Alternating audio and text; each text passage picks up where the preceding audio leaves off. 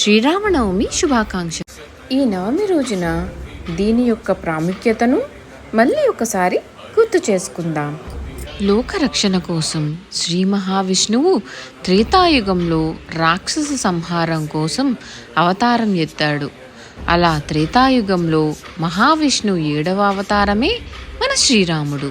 దశరథ మహారాజు కౌసల్యాదేవి సంతానంగా శ్రీరాముడు నవమి తిథి రోజు జన్మించినట్లు పురాణాలు చెబుతున్నాయి. అదే నవమి నాడు సీతారాముల కళ్యాణం కూడా జరిగిందని చెబుతుంటారు.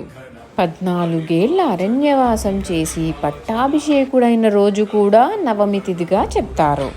అందువలనే ఈ శ్రీరామ నవమి రోజున సీతారాముల కళ్యాణం ఘనంగా నిర్వహిస్తూ ఉంటారు.